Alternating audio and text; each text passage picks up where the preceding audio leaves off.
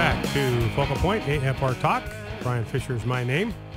And the program is Focal Point. Network is American Family Radio, Talk Network, AFR Talk.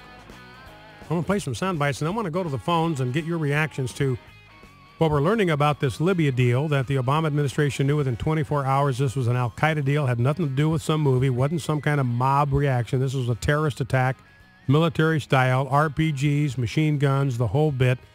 And the Obama administration knew that.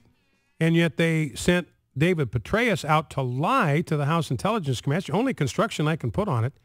I mean, I don't know how else to put this, ladies and gentlemen. I don't want to accuse this administration of lying, but I have no idea what other possible explanation there could be.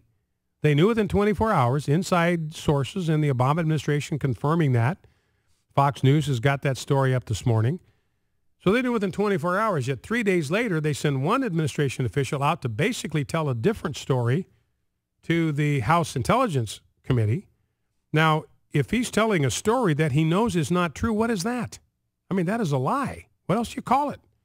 And then he sends Susan Rice, who's our ambassador to the UN, sends her out 5 days later to go to 5 Sunday morning talk shows and say this was all about a spontaneous protest against an inflammatory movie. And she knew that was not true. Well, what are you doing if you go on national TV, 5 different national TV shows, and you tell a story that you know is not true? Now, as charitable as you might want to be, I don't think you can call that anything else but a bald-faced, flat-out lie. Now, Bibi Netanyahu spoke at the UN today. I caught just a little bit of it.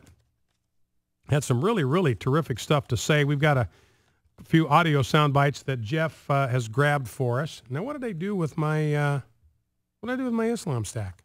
Had that right in front of me, and now it's gone. Why do I? Oh, here it is. Here it is. Right on top, right where I left it, right on the top of the stack. And just preface this by saying, look, yesterday the Egyptian president basically echoed Barack Obama. Now, people read this, and you read this without reflecting on what Barack Obama said at the UN, and then you read this and kind of take into consideration what Barack Obama said to the UN himself. I mean, it gets kind of spooky.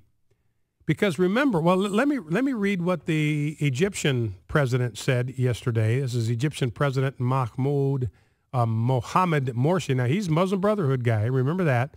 These are the guys that are dedicated to eliminating and destroying Western civilization. That's their word, not mine. Eliminating and destroying until there is no other religion in the world except for Allah's religion. I mean, they want to wipe Christianity out of the northern hemisphere and off planet Earth. Those are their words, not mine. And here, their guy is now the president of Egypt. And he condemned, quote, insults hurled on the prophet of Islam, Muhammad. That's a quote. And then he went on to say that the UN needs to do something about it. Speaking of insults to Islam, he said, quote, we reject this. We cannot accept it. And we will be the opponents of those who do this. We will not allow anyone to do this by word or deed. We will not allow anyone to do this by word or deed. Now, that sounds pretty threatening to me, but how is that different than what Barack Obama said? I mean, this guy is saying, look, the UN needs to come up with a blanket prohibition against anybody saying anything critical of Islam. We cannot allow this. Now, if you say something is not going to be allowed, I mean, the ultimate place you wind up is you're prepared to use force to silence somebody, to stop somebody from doing this. You're prepared to apprehend them. You're prepared to shoot them. You're prepared to lock them up. You're prepared to muzzle them. You're prepared to use physical force or violence to stop this from happening. And the president of Egypt says, we will not allow anyone to do this. And that is insult Islam. We will not allow it. And he says to the whole UN, you can't allow it. And I read yesterday the statements from other world leaders, from Pakistan, other leaders from Egypt, all over the globe, saying that the UN must criminalize blasphemy, by which they mean anything critical of Muhammad or the religion of Islam.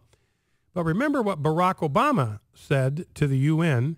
He said, the future must not belong to those who slander the prophet of Islam. Now I ask you, how is that any different? The future must not belong. So Barack Obama is saying, well, okay, now the past is the past, can't do anything about that, but starting from this day forward, we can do something about this, and the future must not belong or be in the hands of, I forget how he put it, but he said the future must not belong to those who slander the Prophet of Islam. Well, who slanders the Prophet of Islam? What's Christians to do that? We don't slander him, we just tell the truth about him, but in the eyes of the Muslims, that's slander. Any criticism of the Prophet is slander because they believe that he was perfect and they imitate everything he does. So you criticize him, that's an insult because he made no mistakes. He committed no sins. He didn't do anything wrong. He's the ultimate example of what men are supposed to be like. So Barack Obama said the future must not belong to Christians. I mean, you break it down, that's what he said. The future must not belong to Christians. And if it must not belong to them, then the implication is you're prepared to use force to make that happen. So I frankly don't see any difference between Barack Obama said and what the president of Egypt said. If you can detect the difference, you got keener eyes than I do. But Netanyahu's turn this morning, speaking to the UN. We got 3 sound bites. I want to play those back to back. This is Bibi Netanyahu, Prime Minister of Israel. I love this guy. I admire this guy. This guy's got the courage of his convictions. He's blunt. He's straightforward. He's direct. Let's listen to clip 1. Because Israel cherishes life, that Israel cherishes peace and seeks peace, we seek to preserve our historic ties and our historic peace treaties with Egypt and Jordan. We seek to forge a durable peace with the Palestinians. President Abbas just spoke here. I say to him and I say to you, we won't solve our conflict with libelous speeches at the UN. That's not the way to solve them.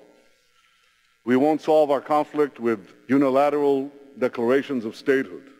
We have to sit together, negotiate together, and reach a mutual compromise in which a demilitarized Palestinian state recognizes the one and only Jewish state.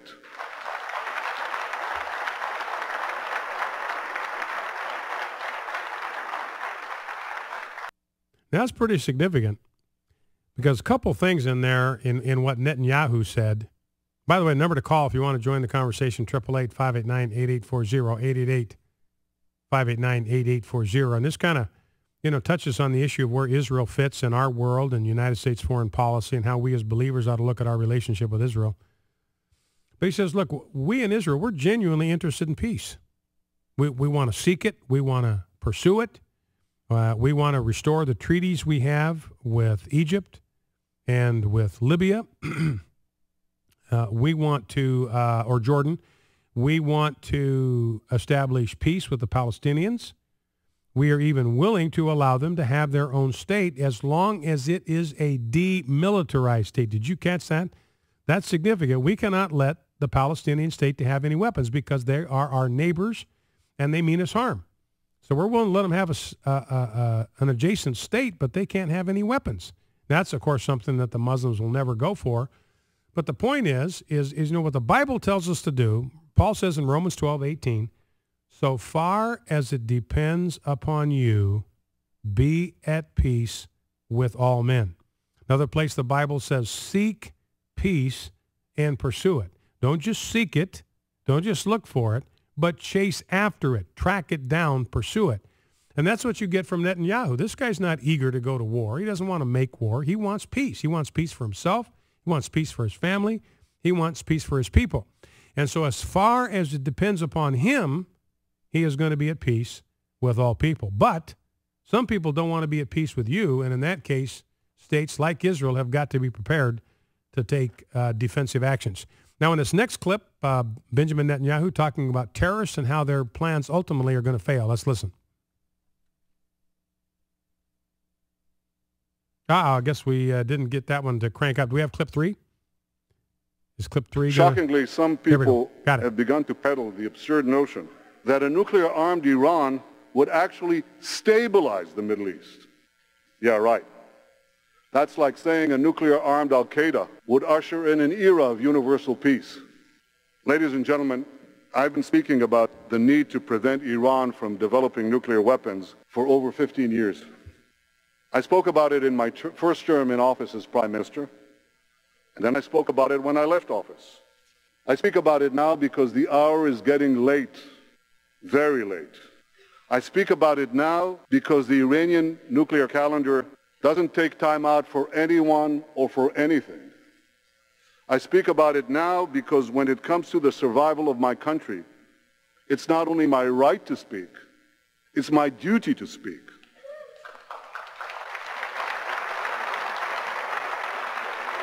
So Netanyahu, I mean, this is a shot across the bow. I mean, he's telling the world, look, the time is running out. The window is closing. Iran cannot be allowed to have a nuclear weapon. I have a responsibility, a duty, a solemn, sacred obligation to protect my people. Let's play the third and final clip from Netanyahu. Let's go. So at this late hour, there's only one way to peacefully prevent Iran from getting atomic bombs. And that's by placing a clear red line on Iran's nuclear weapons program.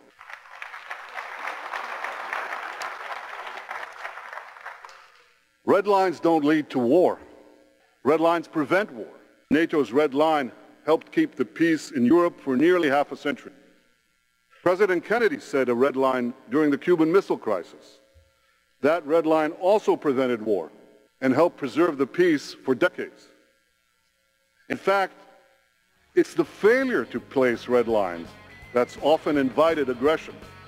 If the Western powers had drawn clear red lines during the 1930s, I believe they would have stopped Nazi aggression and World War II might have been avoided. Mm-hmm. In 1990, if Saddam Hussein had been clearly told that his conquest of Kuwait would cross a red line, the first Gulf War might have been avoided. Mm-hmm. Clear red lines have also worked with Iran. Earlier this year, Iran threatened to close the Straits of Hormuz. The United States drew a clear red line, and Iran backed off. A great statement from Prime Minister Netanyahu. Red lines don't create wars, they prevent wars. And remember, Muslims look at Barack Obama as weak when he conciliates and delays.